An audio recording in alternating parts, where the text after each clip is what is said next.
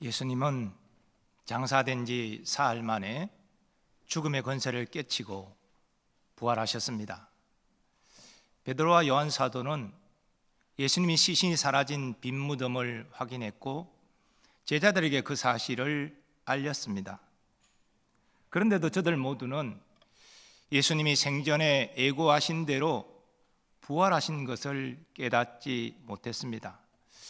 우리는 그 사실을 제자들이 유대인들을 두려워하여 숨어 있었던 것을 통해서 확인할 수 있습니다. 그런데 예수님께서 제자들에게 갑자기 나타나셨습니다. 오늘 본문은 그 사실을 이렇게 증거합니다. 제자들이 유대인들을 두려워하여 모인 곳에 문들을 닫았더니 예수께서 오사 가운데 서서, 여기 문들을 닫았다는 말은 문들을 잠갔다는 의미입니다. 그런데 어떻게 예수님께서 갑자기 제자들 가운데 서 계실 수 있는 것입니까? 그것은 예수님의 부활의 몸이 사람들의 몸과 다르게 신령한 몸이었기 때문입니다. 그래서 문들을 그냥 통과하여 제자들 가운데 서 계실 수 있으셨습니다. 우리가 예수님의 재림 때 입게 될 부활의 몸도 그러합니다. 사도 바울은 우리의 부활의 몸을 이렇게 증거합니다. 죽은 자의 부활도 그와 같으니 썩을 것으로 심고 썩지 아니할 것으로 다시 살아나며, 욕된 것으로 심고 영광스러운 것으로 다시 살아나며, 약한 것으로 심고 강한 것으로 다시 살아나며, 육의 몸으로 심고 신령한 몸으로 다시 살아나나니 육의 몸이 있은즉 또 영의 몸도 있느니라. 아멘. 오늘 본문에 따르면 갑자기 제자들 가운데 서신 예수님께서 제자들에게 이르시는 첫 말씀이 너희에게 평강이 있을지어다 입니다. 지금 평강은 예수님이 죽으시고 유대인들을 두려워하여 숨어 있던 제자들에게 꼭 필요한 것이었습니다. 물론 평강이 있을지어다라는 말은 당시 유대인들의 상용적인 인사말이었습니다. 유대인은 서로 만날 때, 헤어질 때, 어느 집을 방문할 때 평강을 외쳤습니다. 히브리어 말로 우리가 잘 아는 샬롬입니다. 그러나 지금 예수님께서 제자들에게 말씀하시는 평강은 단순히 인사말로서의 평강이 아닙니다. 이것은 예수님이 부활하셨기 때문에 제자들이 누리는 평강입니다. 즉 부활하신 예수님을 인하여 믿는 자가 영생을 누릴 수 있게 되었기에 예수님께서 제자들의 이 평강을 누리도록 축복하신 것입니다. 이러한 사실은 이어지는 21절에서 다시 예수님이 제자들에게 평강을 말씀하신 것에서 확인됩니다. 아니 단순한 인사말이라면 계속해서 곧바로 반복하여 이런 평강을 외칠 이유가 없는 것 아니겠습니까? 지금 예수님은 평강의 축복을 하고 계신 것입니다. 그런데 예수님은 생전에도 제자들에게 평강을 선포하신 적이 있습니다. 평안을 너희에게 끼치노니 곧 나의 평안을 너희에게 주노라. 내가 너희에게 주는 것은 세상이 주는 것과 같지 아니하니라. 너희는 마음에 근심하지도 말고 두려워하지도 말라. 이 말씀은 이제 예수님이 제자들을 떠나신다, 아버지께로 돌아간다라는 말씀을 하신 이후에 하신 말씀입니다. 그리고 이 평강은 성령님과 관련된 평강입니다. 예수님께서 제자들을 떠나 아버지께로 가신 이후에, 곧 성천하신 이후에 성령을 보내서 제자들에게 평강을 누리게 하시겠다는 것입니다. 이런 의미에서 제자들이 누릴 이 평강은 예수님이 성령으로 제자들과 함께 하시기 때문에 누릴 수 있는 평강입니다. 그러니 예수님이 아버지께로 떠나가실지라도 제자들이 염려하지도 두려워하지도 말라 말씀하시는 것입니다. 그러나 예수님이 대제사장들이 보낸 하속들에게 붙잡혀 끌려가실 때에 제자들은 이 예수님의 말씀을 생각하지 못하고 두려워서 도망갔습니다. 예수님이 십자가에 죽으신 이후에 저들은 유대인에게 붙잡힐까 봐 또 두려워서 문들을 다 잠그고 숨어 있었습니다. 그리고 베드로와 요한은 예수님의 빈 무덤을 확인했으면서도 또 나머지 제자들은 그 빈 무덤에 대한 베드로 요한의 말을 전해 들었으면서도 저들의 두려워하는 태도, 근심하는 태도 바꾸지 않았습니다. 그래서 예수님이 저들에게 나타나신 것입니다. 그리고 저들에게 평강이 있을 것을 축복하신 것입니다. 그러나 제자들은 예수님이 부활하신 사실이 그래도 믿기지 않았습니다. 장검문들을 통과하여 저들 앞에 나타난 예수님이 영이라고 생각했습니다. 누가복음에는 그 사실이 잘 증거됩니다. 그들이 놀라고 무서워하여 그 보는 것을 영으로 생각하는지라. 그래서 예수님은 못자국 난 손과 창에 찔린 옆구리를 제자들에게 보여주셨습니다.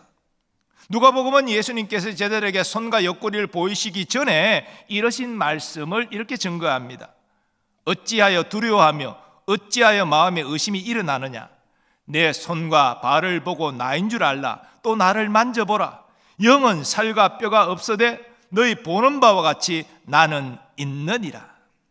오늘 본문은 예수님의 손과 옆구리를 본 제자들이 기뻐했다고 증거합니다. 그런데 누가복음에 따르면 그 순간에도 예수님이 진짜 부활하셨는지를 의심하는 이들이 있었습니다.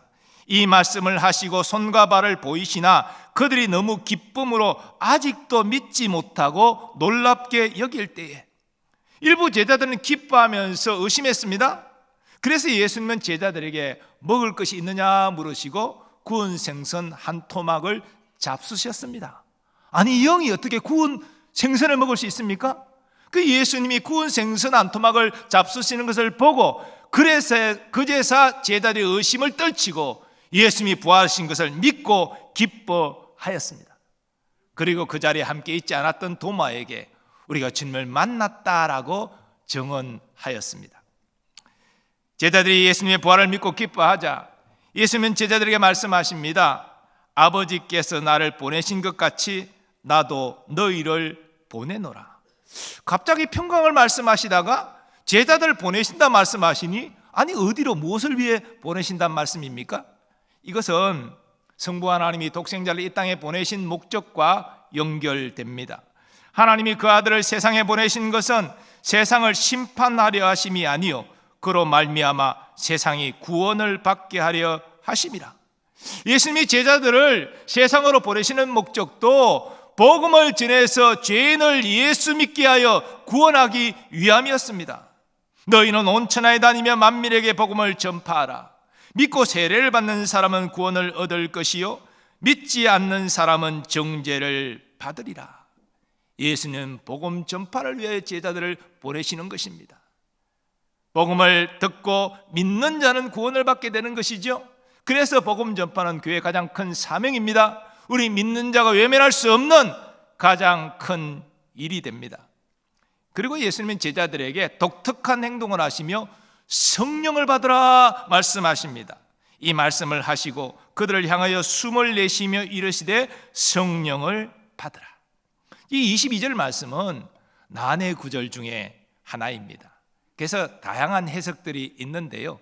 이 해석을 제자들이 성령을 받는 시점으로 구분하면 두 가지로 정리가 됩니다. 먼저는 제자들이 예수님이 성령을 받으라 말씀하시는 그 시점에 성령을 받았다는 해석입니다. 물론 이 성령을 제자들이 받는 이유는 복음을 전하기 위함입니다. 이어지는 말씀이 그 사실을 설명합니다. 너희가 누구의 죄든지 사하면 사하여질 것이요 누구의 죄든지 그대로 두면 그대로 있으리라 하시니라. 이 말씀만 딱 떼서 보면 제자들이 마치 죄를 사하는 권세가 있는 것처럼 그 권세를 받은 것처럼 느껴지지만 그런 의미가 아닙니다. 죄를 사하는 권세는 오직 하나님께만 속한 것이지요. 그러면 23절 말씀의 의미가 무엇입니까? 이 역시 하나님이 독생자를 이 세상에 보내신 목적과 연결해서 이해해야 합니다. 그를 믿는 자는 심판을 받지 아니하는 것이요 믿지 아니하는 자는 하나님의 독생자 이름을 믿지 아니함으로 벌써 심판을 받은 것이니라. 다시 말해서 제자들이 예수님을 증거할 때 그 예수님을 믿는 자는 죄를 사함받을 것이요 그 예수님을 믿지 않는 자는 그 죄가 그대로 있다는 것입니다. 성령을 받으라는 말씀과 관련된 또 다른 해석은 제자들이 성령을 받게 되는 시점이 예수님 성천 이후라는 것입니다. 예수님께서 제자들을 향하여 숨을 내쉬며 성령을 받으라 말씀하시는 것은 장차 오순절에 성령이 임할 것을 약속하는 상징적인 행위라는 것입니다. 저는 이 두 번째 견해가 적절하다고 생각을 합니다. 이것은 예수님이 성천 직전에 하신 다음의 말씀을 통해서 확인됩니다. 예루살렘을 떠나지 말고 내게서 들은 바 아버지께서 약속하신 것을 기다리라. 요한은 물로 세례를 베풀었으나 너희는 몇 날이 못되어 성령으로 세례를 받으리라. 오직 성령이 너희에게 임하시면 너희가 권능을 받고 예루살렘과 온 유대와 사마리아와 땅끝까지 이르러 내 증인이 되리라. 여러분, 만일 예수님이 숨을 내쉬며 성령을 받으라 할 때 제자들이 성령을 받았다면 지금 이 사도행전 1장에 나타난 이 말씀은 이상한 말씀이 됩니다. 이미 성령을 받았는데 제자들에게 성령이 임하면 권능을 받고 나의 증인이 될 것이다.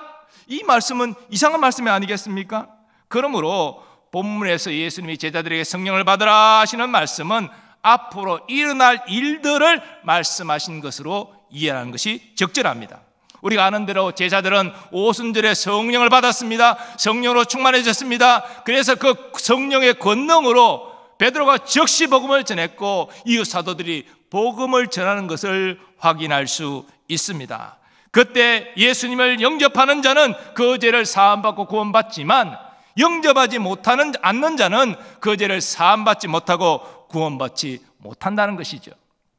그런데 로마 가톨릭은 23절 말씀을 베드로 사도에게 주어진 사제권이다 이렇게 이해합니다. 그리고 베드로 사도를 이어 로마 교황이 된 자들이 이 사제권을 하나님께로 부여받았다라고 주장합니다. 그러나 예수님께서 문들을 닫고 모여있는 모든 제자들에게 이 말씀을 하셨습니다. 베드로를 지칭해서 이 말씀을 하신 것이 아닙니다. 그리고 베드로가 사제의 권세를 받은 것도 아니죠. 말씀드린 대로 죄를 사하는 권세는 오직 하나님께만 있기 때문입니다. 그리고 하나님이 죄를 사하는 원칙도 분명합니다. 누구든지 회개해야, 예수님을 영접해야 그 죄를 사함받고 구원에 이를 수 있습니다. 다른 구원의 길은 없습니다. 로마 교황이 구원의 길을 정하는 것이 아닙니다. 하나님이 정하시는 것입니다. 그러므로 로마 가톨릭의 이 주장은 허황된 것이죠. 거짓된 것입니다. 오늘 말씀을 통해서 우리는 예수님께서 우리에게 주시는 두 가지 사실을 생각하게 됩니다. 먼저 예수님은 우리에게 평안을 주십니다. 사랑하는 여러분, 이 험악한 죄로 인해 타락한 세상 가운데 살아가는 우리에게 가장 필요한 것이 무엇입니까? 평안이 아니겠습니까?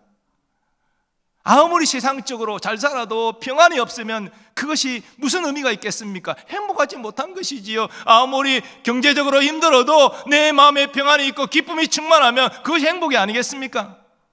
물론 세상에 주는 평안이 있습니다. 솔직히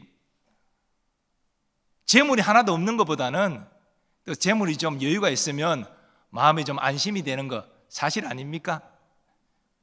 그런데요, 문제는 우리의 많은 재물이 우리에게 계속적으로 평안을 주는 것은 아니라는 것입니다. 부자를 보면요, 돈을 많이 가진 분들이 오히려 더 많은 돈을 벌 욕심이 있으신 것 같아요. 재벌들이 다 자신의 재산을 만족하면 그렇게 사업을 확장하고 더 많은 돈을 벌려고 애를 쓰지 않겠죠? 그러나 그렇지 않는 것이 현실 아닙니까? 돈을 가진 자는 더 많이 가지려고 노심초사하니까 평안이 없습니다. 또 부자는 사람을 믿지를 못합니다. 누가 가까이 내게 다가서서 내 재산 빼앗아갈까 봐 늘 조심하고 경계하는 게 부자의 생리인데 그 마음이 평안하겠습니까? 평안이 없는 것이죠. 그러므로 재물이 주는 평안은 일시적일 수밖에 없습니다. 또 재물은 우리의 생명을 일각도 연장시키지 못합니다. 의학이 발달해도요, 아직까지 고치지 못한 질병이 많이 있지 않습니까? 우리 성도들 그런 병이 걸리지 않기를 바라고 기도하지만 사람들은 자기가 원하는 질병만 걸리는 거 아니잖아요. 그래서 때로는 내가 아무리 많은 재산이 있어도 내 생명을 연장할 수 없는 것이 현실입니다. 근데 예수님은 이런 현실 가운데 있는 우리에게 세상이 줄 수 없는 평안을 주겠다라고 말씀하십니다. 평안을 너희에게 끼치노니 곧 나의 평안을 너희에게 주노라. 내가 너희에게 주는 것은 세상이 주는 것과 같지 아니하니라. 그리고 예수님 말씀하십니다. 수고하고 무거운 짐진 자들아 다 내게로 오라. 내가 너희를 쉬게 하리라. 나는 마음이 온유하고 겸손하니 나의 멍에를 메고 내게 배우라. 그리하면 너희 마음이 쉼을 얻으리니 이는 내 멍에는 쉽고 내 짐은 가벼움이라 하시니라. 믿는 자가 누리는 이 쉼이 무엇입니까? 예수님과의 인격적인 관계를 통하여 누리는 평안과 행복입니다. 우리가 예수님을 신뢰하고 의지하고 그래서 예수님으로부터 사랑을 공급받음으로 누리는 평안과 행복이라는 것입니다. 어떤 상황에서도 나를 위해 십자가 지신 아버지의 저주를 받으신 예수님이 나를 버리지 아니하시고 나를 붙들어 주시고 변함없이 사랑하여 주심을 내가 믿기 때문입니다. 그 믿음 때문에 주님이 주시는 평안을 누리는 것입니다. 사도 바울은 예수님 안에 있는 평안을 알았습니다. 그래서 빌립보 교회 성도들에게 이렇게 증거합니다.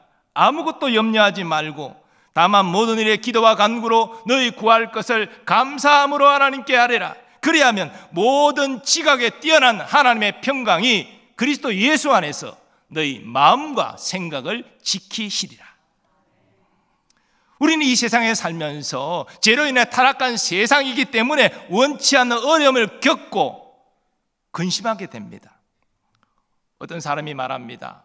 믿는 사람이 무슨 근심 걱정을 가져? 다 믿음 없는 거야.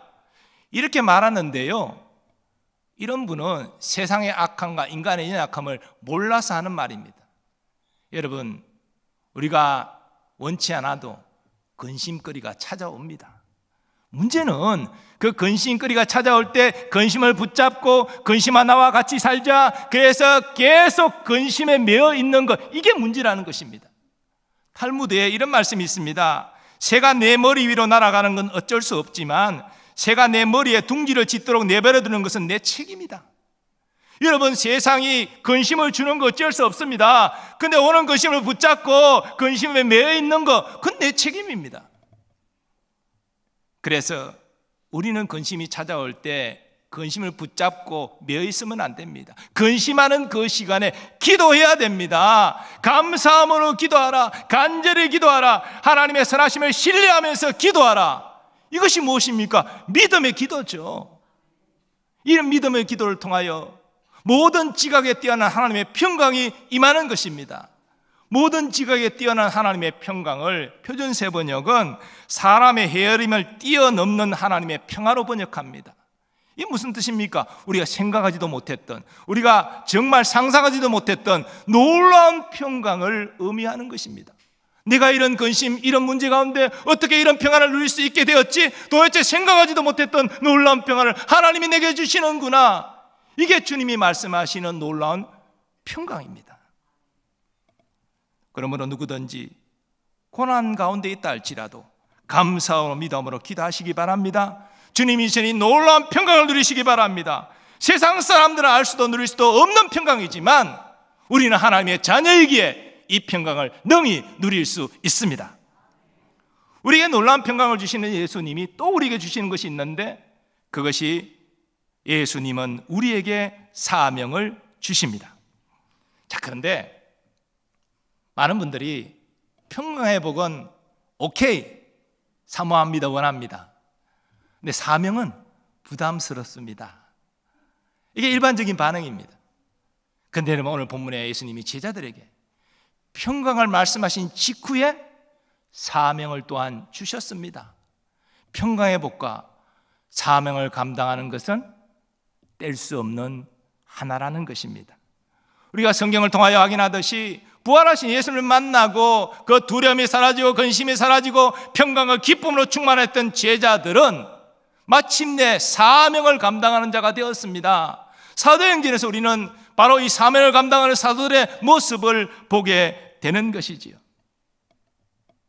자, 그렇다면 우리가 어떻게 이 사명에 대한 부담감을 떨쳐버리고 복음 전파의 사명을 감당할 수 있겠습니까?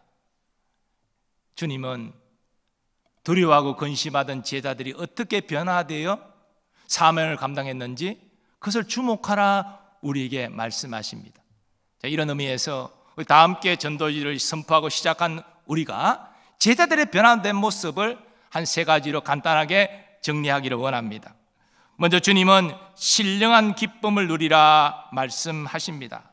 이 신령한 기쁨은 예수님을 인하여 누리는 구원의 기쁨입니다.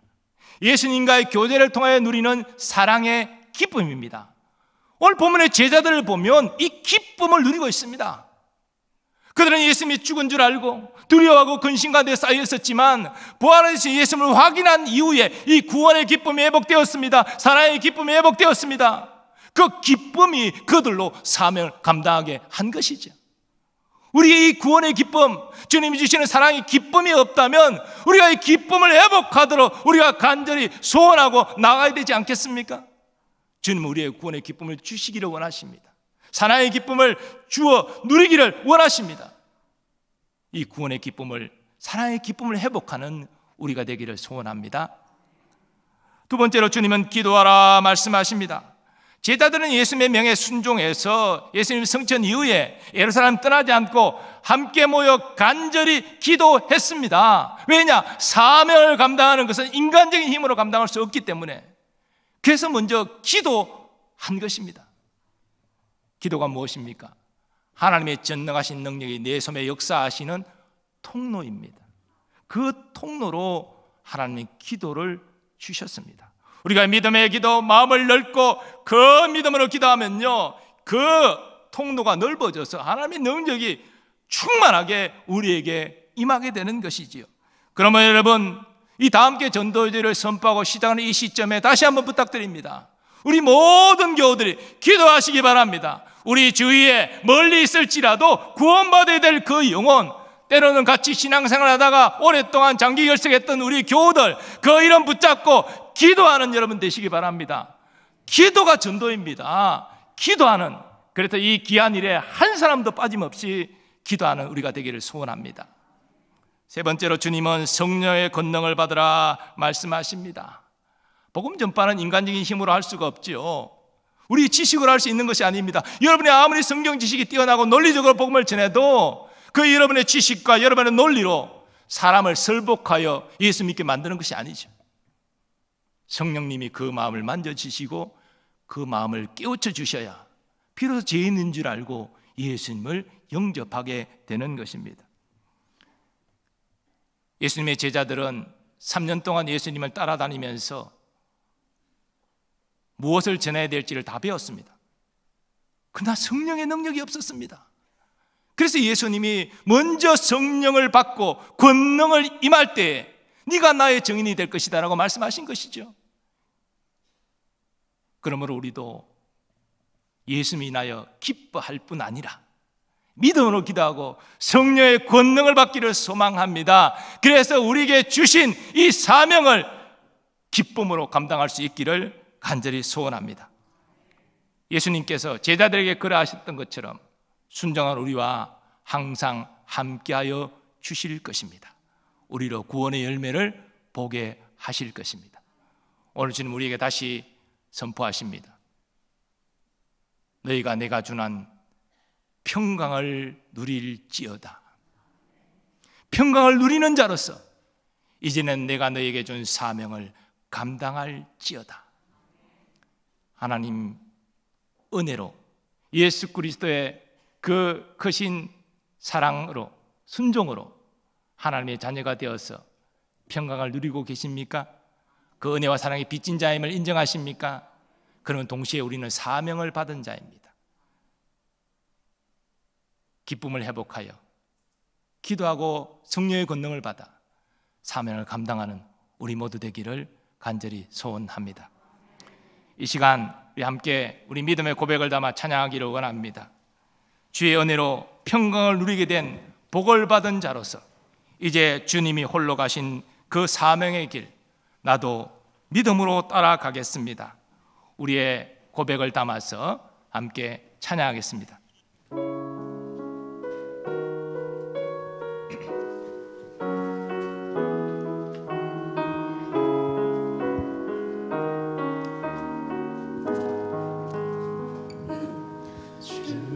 주님이 홀로 가신 그 길 나도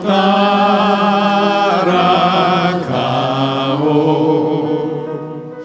모든 물과 피를 흘리신 그 길을 나도 가오. 험한 산도 험한 산도 나는 괜찮소. 바다 끝이라도 나는 괜찮소. 죽어가는 저들을 위해 나를 버리길 바라오. 아버지 나를 보내주고 나는 달려가겠소. 목숨도 아끼지 않겠소. 나를 보내주오. 우리 다 일어나셔서 고백하고 찬양하겠습니다. 주님이 홀로 가신 주님이 홀로 가신 그 길 나도 따라가오. 모든 물과 피를 흘리신 그 길을 나도 가오. 험한 산도 나는 험한 산도 나는 괜찮소. 바다 끝이라도 나는 괜찮소. 죽어가는 저들을 위해 나를 버리길 바라오. 세상이 나를 미워해도 나는 사랑하겠소. 세상을 구원한 십자가 나도 따라가오. 생명을 버리면서까지 생명을 버리면서까지 나를 사랑한 당신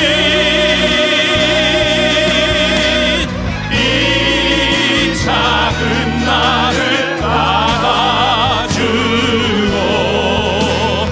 나도 사랑 생명을 버리면서까지 생명을 버리면서까지 나를 사랑한 당신 이 작은 나를 받아주오. 나도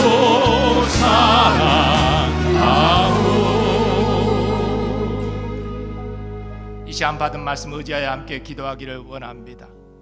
여러분 삶 가운데 어떤 문제와 근심 가운데 있습니까? 주님이 약속하신 놀라운 평강이 있습니다. 주님을 신뢰하고 의지하고 그 평강을 소원하며 간구하십시오. 주께서 평안을 주실 것입니다. 평안을 누리는 자로서 이제는 사명을 감당한 자가 되기를 원합니다. 주여 신령한 기쁨을 회복하고 기도하여 권능을 받음으로 사명자로 살아가는 기쁨을 허락해 달라고 주여 한번 외치고 합심하여 기도하겠습니다. 주여 나를 보내주오. 무서워했던 제자들에게 놀라운 편을 주시면서 또한 저에게 복된 사명을 주셨습니다. 우리에게도 이 놀라운 평강을 허락하여 주옵소서. 근심과 고통 가운데 신음하는 주의 백성들 주님의 이 평강을 갈급하고 구하고 아버지 놀라운 평강 우리의 지각을 뛰어넘는 이 놀라운 평강을 허락하여 주옵소서.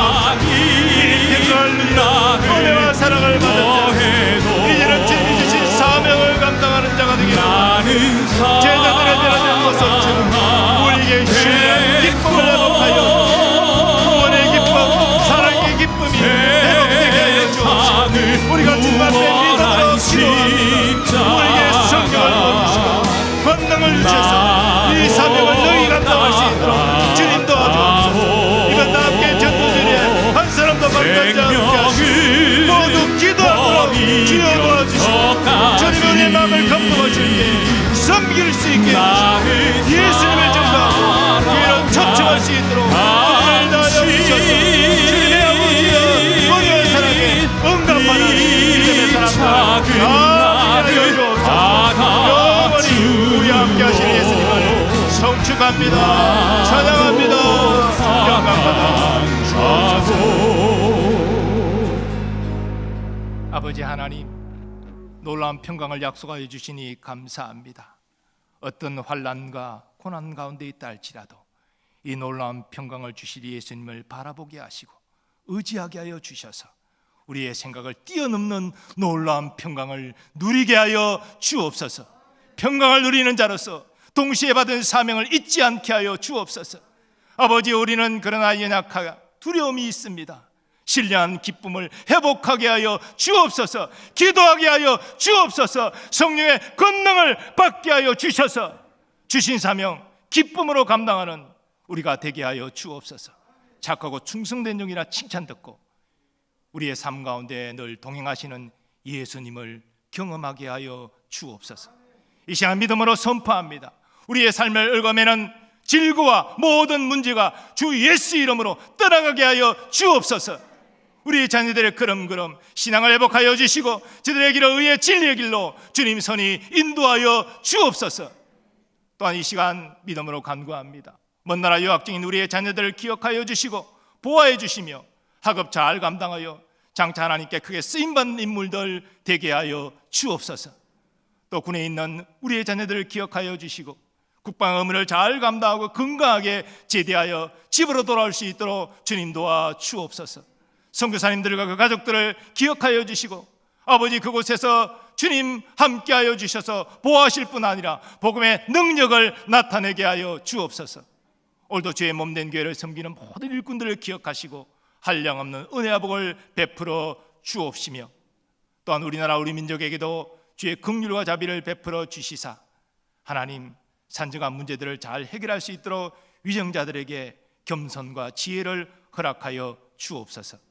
우리 민족 평화복음 통일을 이루어서 주의 재림을 예배하는 민족으로 쓰임받게 하여 주옵시고 이를 통하여서 우리나라 백성과 이 민족이 주를 경외하는 백성과 민족의 되게 하여 주옵소서.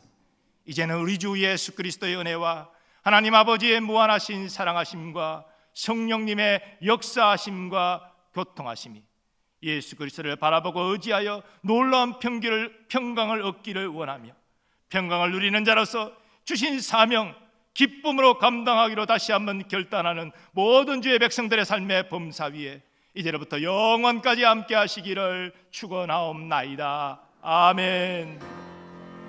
나의 주여